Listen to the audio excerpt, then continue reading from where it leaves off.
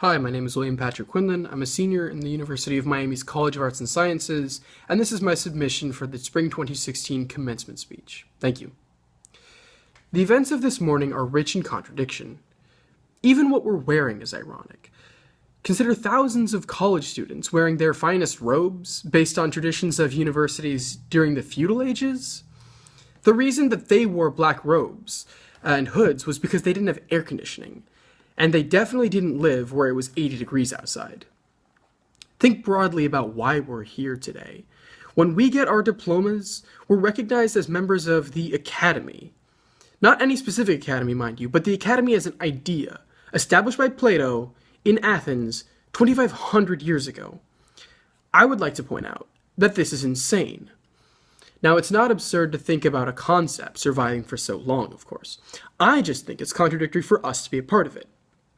Our lives are enriched by the institutions that support us, some of which are, indeed, very old. Yet at the same time, we're graduating from a university, in a city, in an age, when all are being remade for the future.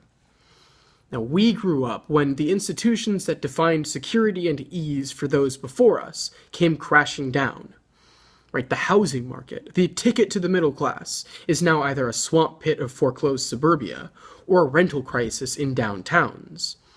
The military, media, and common political systems came unbound by private influence and spectacle that overwhelmed a reality of constant, unresolvable conflict. Employment as a steady 30-year career has now been supplanted by freelancing, the Uber gig economy, and whatever it means to work in a startup. Even academia has been hollowed out by rising debt and insecurity for everyone except the football coaches. And as Al Golden showed, not even then sometimes. But I see the chance to start anew. And that's what makes today's contradictions such a unique opportunity.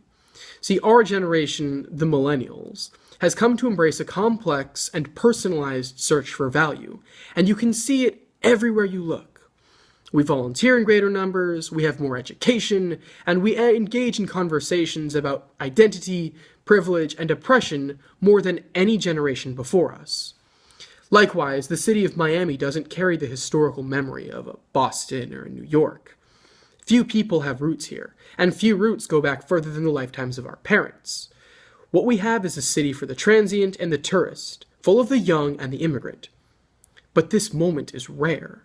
Growing neighborhoods like Brickell or Wynwood can be made better from the start. And I learned all of this at the University of Miami, a school that, compared to its academic peers in the Northeast, had little history to speak of. It had good sports and swagger, but it wasn't beholden to any ancient alumni or ritual, and I loved that. So here's my takeaway. Social institutions can be made and remade by individuals. They are built and endowed with a sense of value, and the values that we carry ourselves, learned from the mistakes of the past, will be vital. Among these are inclusion, freedom, sustainability, design, and innovation. So yes, we are joining in a ceremony that dates back centuries from a school that's barely 90. Our next steps will be untethered to deep roots, but wherever we end up, and whatever we end up doing, we must and we will take advantage of this moment to make our institutions and our lives a little less contradictory. Thank you.